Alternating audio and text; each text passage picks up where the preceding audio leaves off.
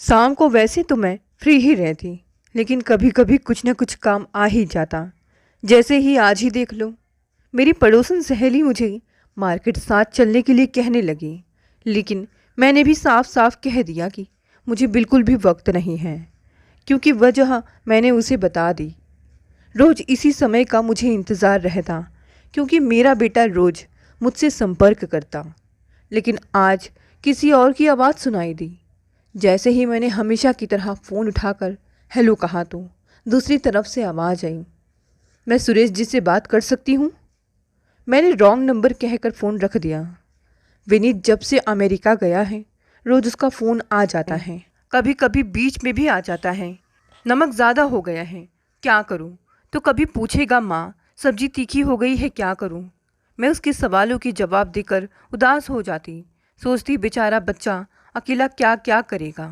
उसे पढ़ना भी है, काम भी करना है, घर भी संभालना है। तब नेहा कहती कि ठीक है ना माँ, हम सबसे दूर जाने का निर्णय भी तो भैया का ही था। शुरू शुरू में तो 4 लड़के मिलकर एक घर में रहते थे, तो आपस में काम बांट लेती थी। पर अब विनीत अलग घर लेकर रहने लगा था। वहाँ बाइयाँ नहीं मिलती, सभी काम खुद करने पड़ते हैं। लेकिन मुझे अपने बेटे पर बहुत गर्व है। इतनी छोटी उम्र में उसने अपने दम पर घर भी खरीद लिया। जब से उसने घर लिया है, बार बार आग्रह करता है कि हम उसके पास आकर रहें, मगर भला हम नेहा को अकेले छोड़कर कैसे जा सकते हैं। इंजीनियरिंग की पढ़ाई पूरी होते ही आगे एमएस की पढ़ाई करने के लिए विनीत अमेरिका चला गया। जब उसने अमेरिका जाने की इच्छा जाहिर की थी, तो उसे इतनी दूर भेजने की मेरी बिल्कुल भी इच्छा नहीं थी, पर मैं उसकी प्रगति के मार्ग में बाधक नहीं बनना चाहती थी। मुझे ज्ञात है कि बच्चों की पढ़ाई आजकल कितनी महंगी हो गई है। एक व्यक्ति की आय में महंगी पढ़ाई का खर्च उठा पाना नामुमकिन है। इसीलिए तो मैंने नौकरी शुरू कर दी थी। महेश के वेतन से घर सुचारू रूप से चल रहा था। मेरा पूरा वेतन बच्चों की पढ़ाई में खर्च हो जाता था। बच्चे भी तो कितने होनहार हैं। दोनों ने अपनी अपनी मंजिल खुद तय कर ली थी। उनके मंजिल की तलाश में मैं एक साधक मात्र थी। दोनों बच्चे बहुत मेहनती थे। विनीत तो फिर भी मस्ती कर लेता था, लेकिन नेहा ने कभी मुझे शिकायत का मौका नहीं दिया। अमेरिका जाने के बाद शुरू के 1-2 साल तो विनीत पढ़ाई में व्यस्त रहा, इसीलिए भारत नहीं आ सका। इसके बाद उसने नौकरी करते हुए अपनी पढ़ाई भी जारी रखी। फिर हर साल 3 सप्ताह के लिए भारत आने लगा। विनीत जब भी घर आता, मैं सब कुछ उसकी पसंद का बनाती। मेरा ज़्यादा समय रसोई में ही बीतता। वह दोस्तों रिश्तेदारों से मिलने जाते हैं। इस तरह 3 हफ्ते पंख लगाकर उड़ जाते। फिर मैं उसके अगले साल आने का इंतज़ार करती। मेरी शादीशुदा ज़िंदगी उतनी खुशहाल नहीं थी। ससुराल में सबसे प्यार के 2 मीठे बोल सुनने को तरस जाती थी मैं, जिनमें महेश भी शामिल थे। ऐसे में कोख में नवीन सृजन की आहट पाकर मेरी ज़िंदगी में जैसे बाहर आ गई। विनीत के जन्म के 2 साल के अंतराल पर जब नेहा का जन्म हुआ, तो मैं निहाल हो गई। दोनों बच्चों के पालन पोषण में मैं अपनी ज़िंदगी की सारी कड़वाहट भूल गई। मैंने 2 साल पहले नेहा की भी शादी कर दी। नेहा के लिए मुझे जैसे योग्य वर की तलाश थी, मोहित के रूप में बिल्कुल वैसा ही बेटा जैसा दामाद मिला मुझे। मुझे ऐसा लगने लगा कि दुनिया भर की खुशियाँ मुझे हासिल हो गई हैं।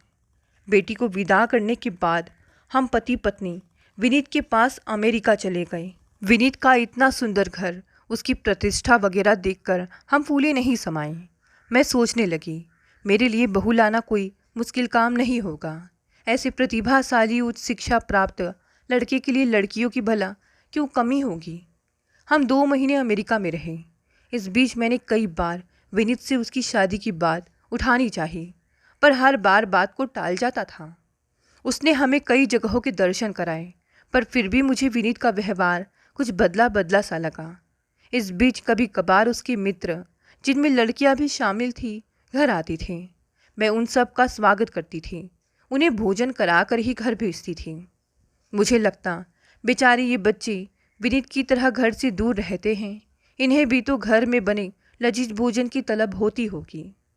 विनीत के इन मित्रों में एक मैक्सिकन लड़की नैन्सी अक्सर उसके घर आती थी। दोनों सहकर्मी थे, साथ में मिलकर प्रोजेक्ट तैयार करते थे। इसीलिए मुझे भनक तक नहीं लगी कि दोनों एक दूसरे को चाहते भी थे। विनीत ने मुझे बताया कि नैन्सी काफ़ी पढ़ी लिखी, सुलझे विचारों वाली लड़की है। उसके पिता के बारे में पूछने पर विनीत ने बताया कि उसकी माँ का पिता से तलाक हो चुका है। नैन्सी माँ के साथ रहती है। सुनकर मैं हैरान रह गई, गुस्सा भी आया मुझे विनीत पर कि अगर ऐसी बात थी तो मुझे पहले क्यों नहीं बताया। लड़की ढूंढने के लिए मुझे अपनी सहमति क्यों दी। मैं एक अच्छी लड़की की तलाश में दिन रात एक कर रही थी।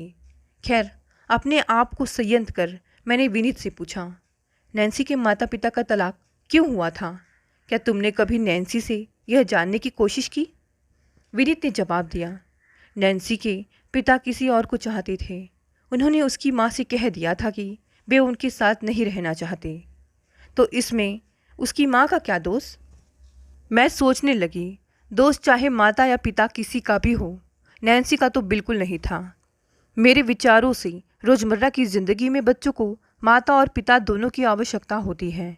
इनमें से किसी एक की अनुपस्थिति से बच्चों का जीवन सामान्य नहीं रह पाता।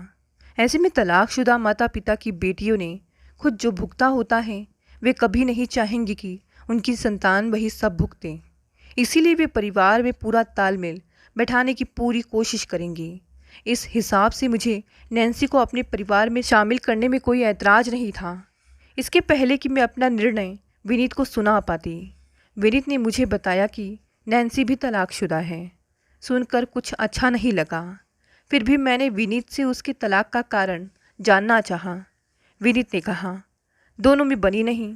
छोड़ना माँ, कितनी पूछताछ करती हो? क्या यह काफ़ी नहीं कि हम एक दूसरे को चाहते हैं? मैं विनीत की इच्छा के आगे झुकने ही वाली थी कि उसने फिर एक और तीर छोड़ा। माँ, नैन्सी को एक बेटा भी है। यह सुनकर मेरे दिल में एक हुक सी उठी। मैंने विनीत से कहा, बेटा, नैन्सी को अपने पिता का प्यार मुहैया नहीं हुआ था। फिर क्या तलाक लेते हुए उसने अपने बच्चे के बारे में नहीं सोचा और उसे भी पिता के प्यार से वंचित कर दिया? आपस में बनी नहीं, यह तो कोई कारण हुआ नहीं तलाक लेने का। इतनी विषमताओं के बीच क्यों करना चाहती हो शादी नैन्सी से? मेरी मानो तो इस पचड़ों में ना पड़ो। विनीत ने कोई विवाद नहीं किया। उसने चुपचाप मेरी बात मान ली। मुझे अपने बेटे पर गर्व महसूस हुआ। मैंने सोचा, कितनी आसानी से उसने मेरी बात समझ ली। कुछ वक्त बीत जाने के बाद मैंने विनीत से फिर पूछा, बेटे, क्या मैं फिर से लड़की की तलाश शुरू करूं? इस पर विनीत ने कहा, जैसा ठीक समझें। मैं बस उसकी सहमति चाहती थी। सहमति मिलने की देर थी कि बिना वक्त गवाए मैंने लड़की की तलाश शुरू कर दी। पर हमारी जल्दी मचाने से क्या होता है? होता तो वही है जो नियति द्वारा निर्धारित होता है। 4-5 महीने निकल गए, पर मुझे सफलता हासिल नहीं हुई। अपने बच्चे को इस तरह आहत देखकर मेरा दिल भी रो उठा। जी चाहा गले से लगाकर उसे प्यार करूं। कितनी मजबूर थी मैं। अमेरिका इतनी दूर है कि जब जी चाहा नहीं जाया जा सकता। एक तो छुट्टी मिलनी मुश्किल है, ऊपर से पैसे भी कितने लगेंगे। मन मार कर फ़ोन और ईमेल से ही समझौता करना पड़ा। दिन में 2 बार फ़ोन कर मैं विनीत को हिम्मत बंधाती रही, पर दिन और रात का ये फ़र्क अमेरिका और भारत के बीच मेरे काम को और मुश्किल कर देता था। जब विनीत मुश्किल के इस दौर से गुजर रहा था, फ़ोन करने के लिए भारत में 5 बजने का इंतज़ार करता रहता था। कई दिन मेरे नित्य कर्मों से निपटने के पहले उसका फ़ोन आ जाता था। उस वक्त उसके मित्रों ने भी उससे किनारा करना शुरू कर दिया था। दूसरों के सुख में तो सभी सहभागी होते हैं, पर दूसरों के दुख को कोई अपना ही बांटता है। रिटायर्ड होने में मेरे सिर्फ 2 महीने ही बचे थे। ऐसे में मेरा जाना नामुमकिन था। इन सब मामलों से महेश ने अपने को दूर ही रखा था। वैसे भी शादी ब्याह का मामला हो या बच्चों की पढ़ाई का, मैं ही सब कुछ संभालती थी। हाँ, अंत में ये अपनी मुहर जरूर लगा देते, मुझसे कहते, तुम ही संभालो उसे, वह तुम्हारे ज़्यादा करीब है। इसमें विनीत ने मेरी मदद की। उसने मुझे समझा दिया कि मुझे नैन्सी से क्या कहना है। मैंने नैन्सी को फ़ोन करके कहा, मुझे तुम दोनों की शादी से कोई ऐतराज़ नहीं है। अगर तुम हाँ कहो तो मेरे परिवार में तुम्हारा स्वागत होगा। नैन्सी ने मेरी बात का कोई जवाब नहीं दिया। तब मैंने उससे कहा, अगर चाहो तो थोड़ा वक्त ले सकती हूँ। हम तुम्हारे जवाब का इंतज़ार करेंगे। हम तुम्हारे बच्चे को भी अपनाने को तैयार हैं। इस पर नैन्सी ने मुझे धन्यवाद कहा। इसके बाद भी विनीत ने कहा कि नैन्सी उससे कभी कभार ही बात करती है। मैंने विनीत को इतना मायूस पहले कभी नहीं देखा था। अपने बेटे की इस हालत पर मैं भी बहुत दुखी थी। मैं उसे विश्वास दिलाती रही कि वह चिंता ना करे, सब कुछ ठीक हो जाएगा। एक दिन विनीत को नैन्सी का संदेश मिला। नैन्सी ने लिखा था, मैं अपने नए साथी से शादी कर रही हूँ। अब मेरी ज़िंदगी में तुम्हारी कोई जगह नहीं है। नैन्सी के इस संदेश से विनीत की रही सही आशा भी टूट गई। खबर पड़ते ही उसने मुझे फ़ोन किया।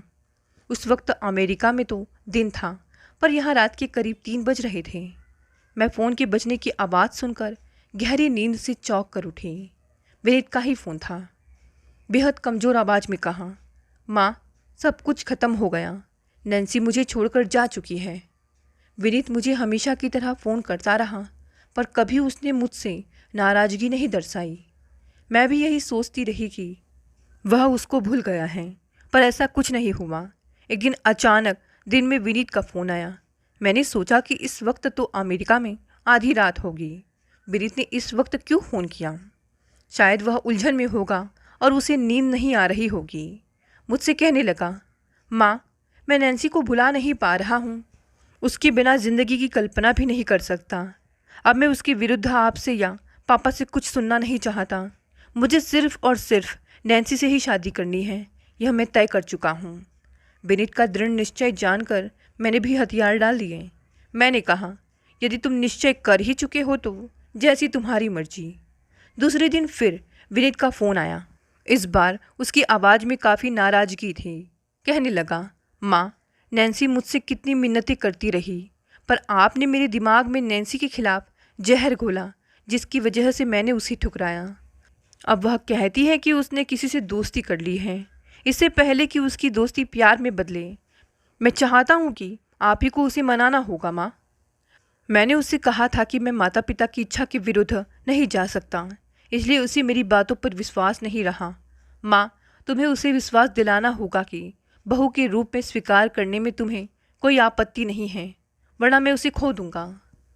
मुझे इस तरह विनीत की तरफ से नैन्सी से बात करना बहुत अटपटा लग रहा था। मेरे लिए उसके अंग्रेजी उच्चारण को समझना टेढ़ी खीर थी। समझ में नहीं आ रहा था कि नैन्सी से क्या कहूँ। धीरे धीरे विनीत का फ़ोन आना कम होता गया। फिर उसने फ़ोन करना बिल्कुल ही बंद कर दिया। मेरे बार बार फ़ोन करने पर भी फ़ोन नहीं उठाता था। एक दिन उसने फ़ोन उठाया, पर मुझे काफ़ी भला बुरा कहने लगा, माँ, आप लोगों की वजह से ही मैंने नैन्सी को खोया। यह तो मेरी ज़िंदगी की बात थी, फिर मैंने आप लोगों की बात मानी ही क्यों? हमेशा से ही आप लोग मेरी ज़िंदगी में दखल देते आए हो। अब तो आप खुश हो ना, माँ, कि आपको किसी से कहना नहीं पड़ेगा कि तुम्हारे बेटे ने तलाकशुदा व बच्चे की माँ से शादी की। तुम्हें मेरी खुशी की परवाह नहीं है, लोग क्या कहेंगे इसकी ज़्यादा परवाह है। विनीत ने कितने इल्ज़ाम लगाए थे मुझ पर, यहाँ तक कि मेरी परवरिश पर भी उसने प्रश्न चिन्ह लगाया था। सुनकर मुझे इतनी पीड़ा हुई कि आंसुओं का सैलाब सा उमड़ पड़ा। फिर जल्द ही अपने को संभाल कर मैंने विनीत से कहा, मुझ पर इस तरह इल्ज़ाम मत लगाओ बेटा। तुम हमसे इतनी दूर रहते हो, भला हम कैसे तुम्हारी ज़िंदगी में दखल दे सकते हैं? जो कुछ भी हुआ है उसे बदला तो नहीं जा सकता, उससे सीख जरूर ली जा सकती है। नैन्सी जिस तरह ज़िंदगी में आगे बढ़ चुकी है, तुम्हें भी आगे बढ़ना चाहिए। इस पर विनीत और भड़क गया। कहने लगा, माँ बस करो, यह दर्शाना छोड़ दो कि जैसे कुछ हुआ ही नहीं। एक हीरे को कांच समझकर मैंने ठुकरा दिया, और इसकी वजह सिर्फ आप और आप हो। मेरे लाख कहने पर भी कि नैन्सी मुझे पसंद है, आप लोग समझते रहे कि पश्चिम की लड़कियां अच्छी नहीं हैं। आप लोग कितना जानते हो उनकी सभ्यता और संस्कृति के बारे में। इतने दिनों में मैंने उन्हें जितने करीब से जाना है, दिन प्रतिदिन मेरा उनसे लगाव बढ़ ही रहा है। वे आप लोगों की तरह दकियानूसी नहीं हैं। विनीत के इन इल्ज़ामों से मैं काफ़ी आहत हो गई थी। मैंने हमेशा ही बच्चों का भला चाहा था।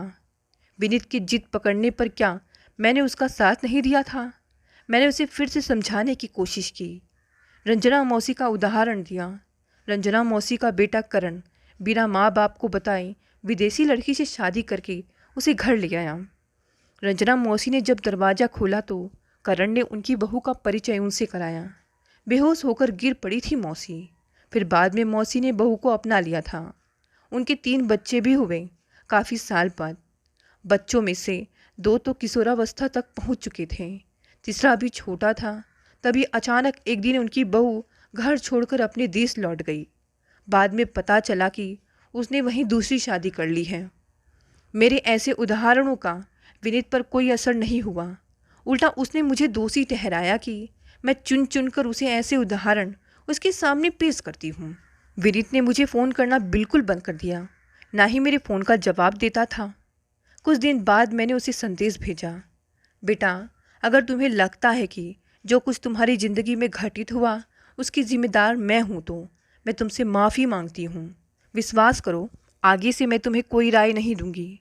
तुम अपने जीवन साथी का चुनाव करने में स्वतंत्र हो। मैं तुम्हारी हर शर्त को मानने को तैयार हूँ। मुझे मेरा पुराना हंसता खेलता विनीत वापस कर दो।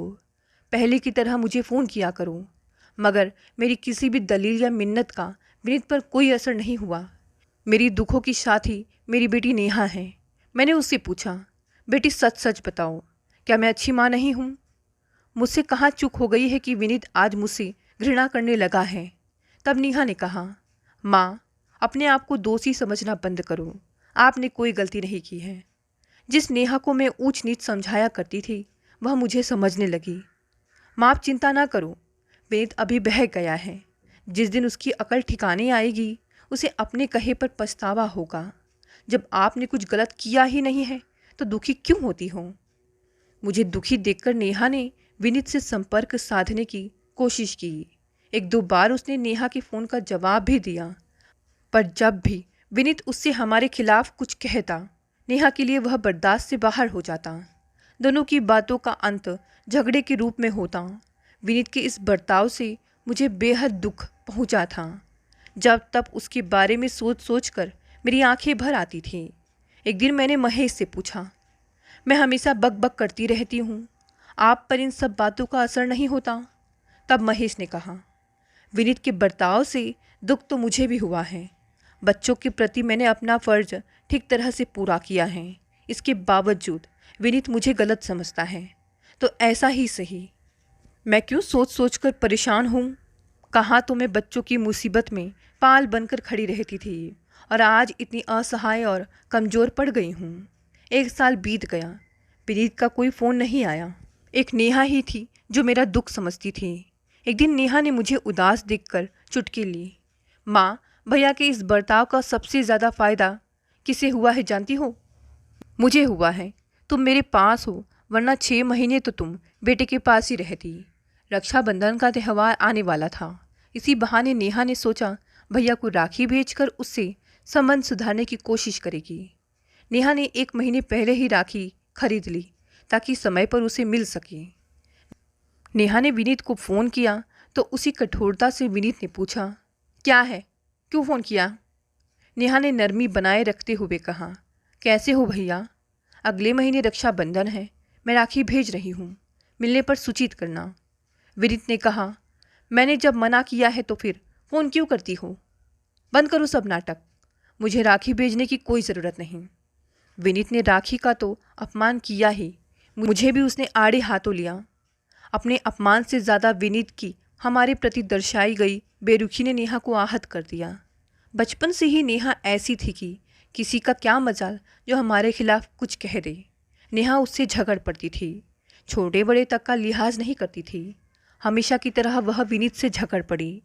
नेहा ने मुझे बताया, माँ भैया में थोड़ा भी बदलाव नहीं आया है, आज भी वह आपको पहले की तरह ही कोसता है।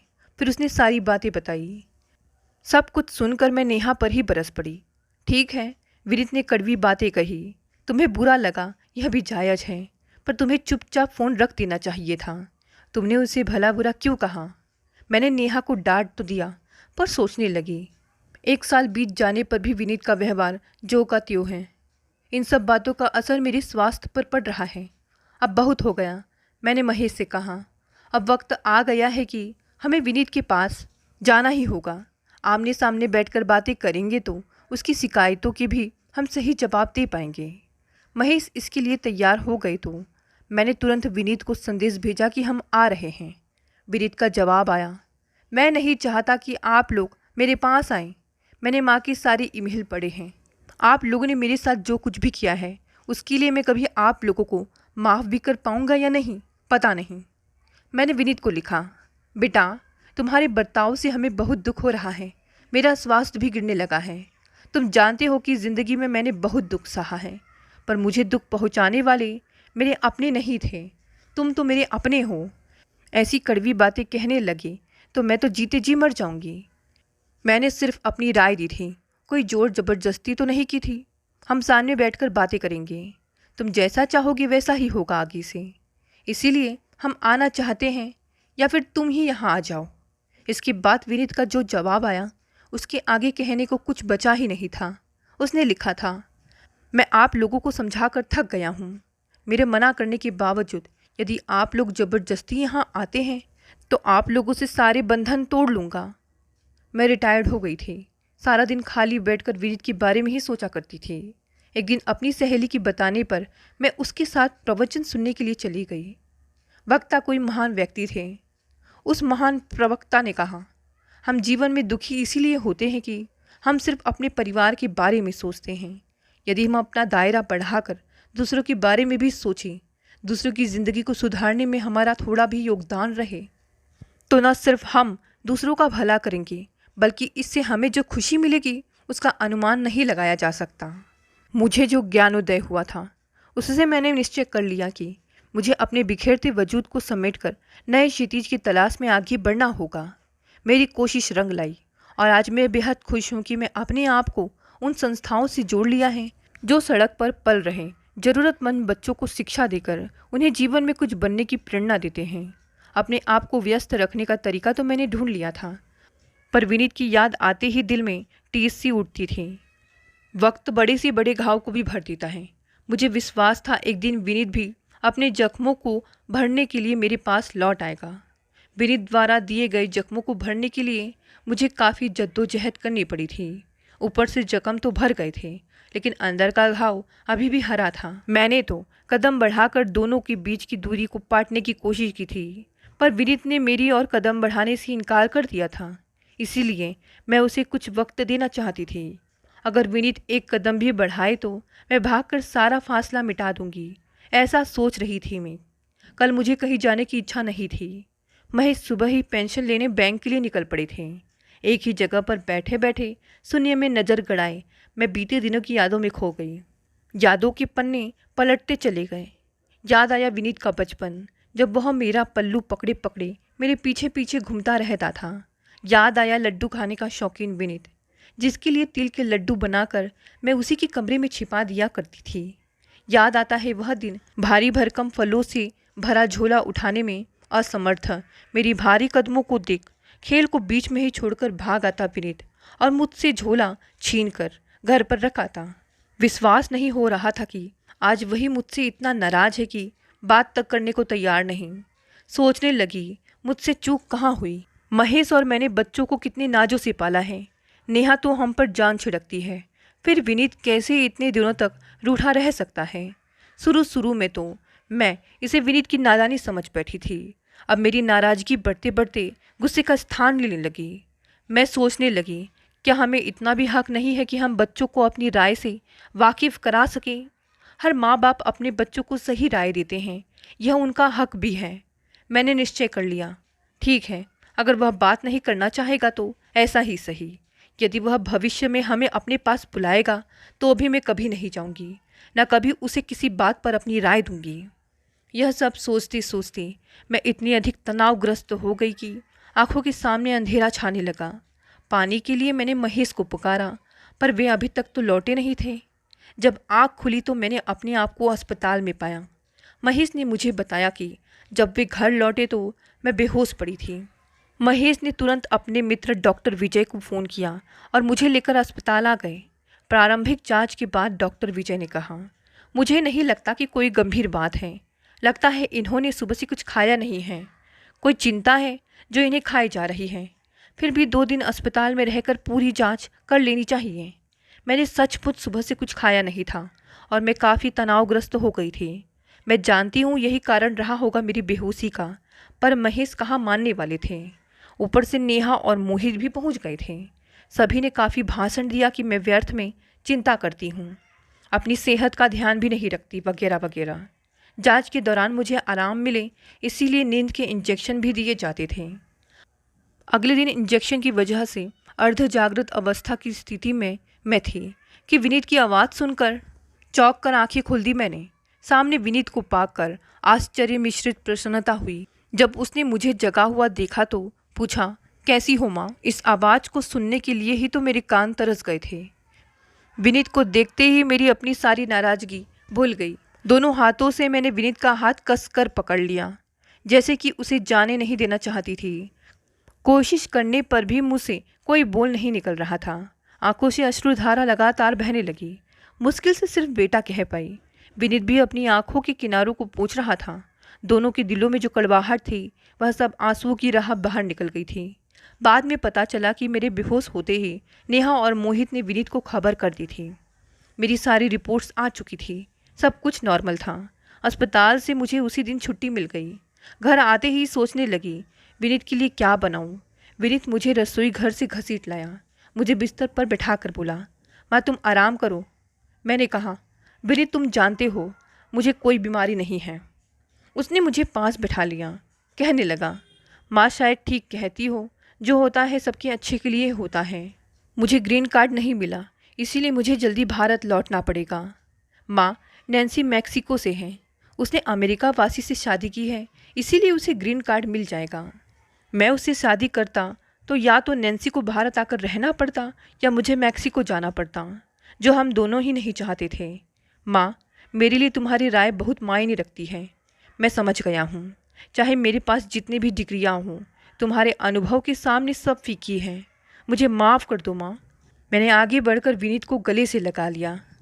इस बार मेरी आंखों में जो आंसू थे वे खुशी के थे। मैं नाहक परेशान थी कि अपनी नापसंदी का इजहार करके मैंने विनीत को खो तो नहीं दिया। आज एक और ज्ञानोदय हुआ मेरे जीवन में और मैंने निश्चय किया कि मैं अपने बच्चों को अपनी राय अवश्य दूंगी और ज़रूरत पड़ने पर अपनी नापसंदगी का इजहार भी करूंगी, पर अपना निर्णय उन पर थोपूंगी नहीं। अगर बच्चे अपना निर्णय खुद लेंगे तो माता पिता पर अपनी नाराज़गी तो जाहिर नहीं करेंगे। ज़िंदगी हर पल एक सीख देती है, ज़रूरत है उसे समझने की और उसे अपनी ज़िंदगी में उतारने की। आज मैं सचमुच बहुत खुश हूँ।